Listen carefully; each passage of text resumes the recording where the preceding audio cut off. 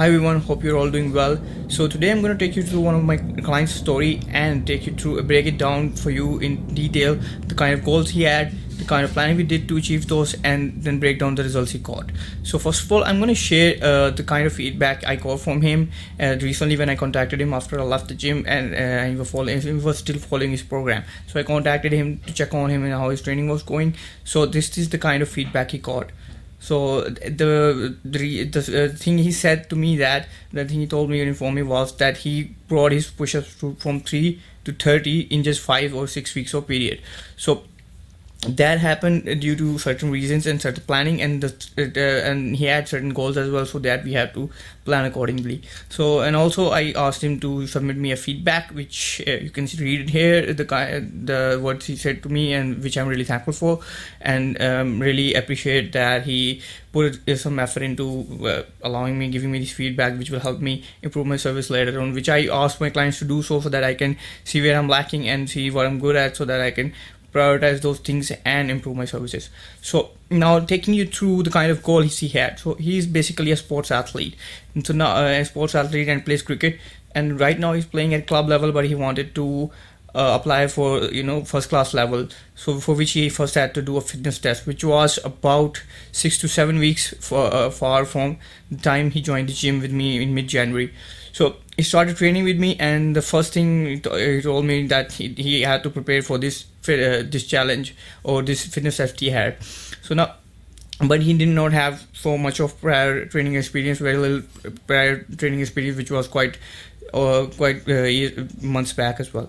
So now what we did was that when sports training is done, it is done in 3 phases. So we had to keep that in mind and then plan it out accordingly. So sports training done in 3 phases, which is number one is foundational training, the number 2 is functional training, and number 3 is sport specific training. So what you do in foundational training is you strengthen up all of your body parts or all of your body's functions in order and improve them overall in all or your body in all aspects. And in what functional training you do is, your functional training phase you do is that you train accordingly your sports and try to strengthen up those certain particular parts of your body, certain functions of your body that will help you perform better in that sport. And lastly, in your sport specific training, you play that sport, you train for that, you practice it and try to get better and try to achieve better skill at it.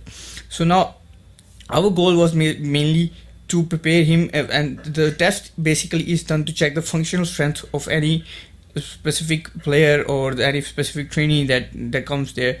So since it does not include playing cricket as it is, or playing that particular sport, rather it is to check whether you are not fit enough, or whether you are or not fit enough for the sport.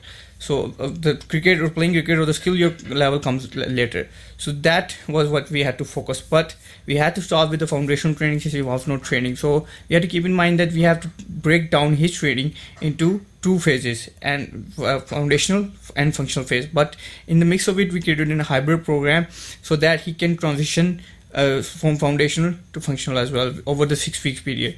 So we started off right with having a strength training program, which also included conditioning program, which is important for any sport. So what we basically had was 3 strength days, which you are very, very well aware of. Bench press day, to bring up strength of bench press. The second was deadlift day. The third, squat day, or as you can say, leg day as well. And the fourth was particularly just to focus on his conditioning overall body. It included high intensity cardio as well. And lastly, the final 5th day that he had was focusing on his core, which was important because he had to perform a lot of core movements in his fitness test. So that's how we planned it out, the 5 days of his training. So, and our focus was to transition from foundational to functional training over time. So what we did was we started to do that. In order to do that, we started to include the exercises that he was going to perform in the test directly, but we added it by time. First we built up strength for it, laid a base, and then we added those exercises so that he can get better on those as well. So this were the basic 5 days, and on top of that we started to add exercises so that he can get better at those exercises. And by the time at the end, so that he can just perform functional training, or the functional training phase was to just do that test. just go through the test overall and perform it just like he's going to perform on the day he's on the given day. So that's how we planned it out, and that's how we transition from foundational to functional phase in different phases, from starting with very basic level program, very foundational level program to build up strength in overall of his body, in overall aspects of his body, and then transition it to certain movements that he's going to perform in the final fitness test. So that should give you an idea how you can plan out your training for certain goals. If you have bodybuilding, you'll always start with a foundational training phase, like at any other sport. Then you start building muscle, and in the end it's the sport specific phase comes. That is the fat loss phase or prep phase to prepare for the stage, or in which you increase conditioning as well. So that's how you plan it out. And the kind of results he got was that he was able to bring up his push-ups that he was going to do in his fitness test. The goal was to do at least 30 push-ups there, and he was going to perform push-ups in the sequence very end, about at the end of that fitness test, that had 8 to 10 exercises, or it was a whole circuit. So we put push-ups in the end of his bench day, so that we can create the same scenario for him there like his fitness test.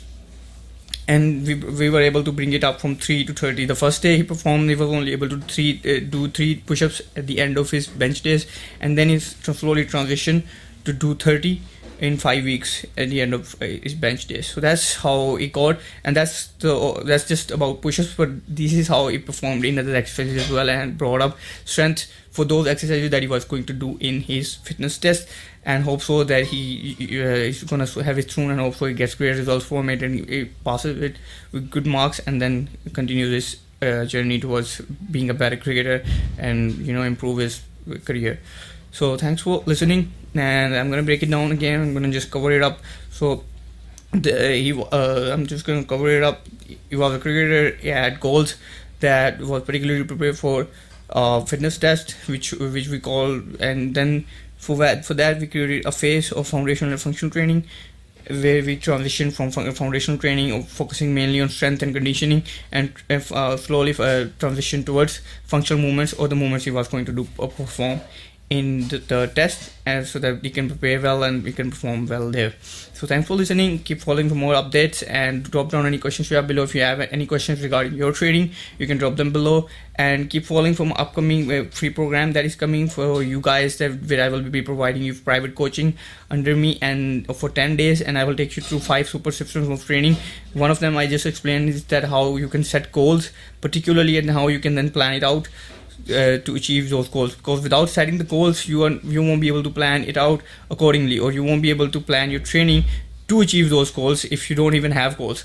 So that's really important, and how you can set goals, and how then you can use those goals to plan out your training. And one of the example I just gave through my client's story, and you can keep following for more updates later on. Thanks for listening. Bye.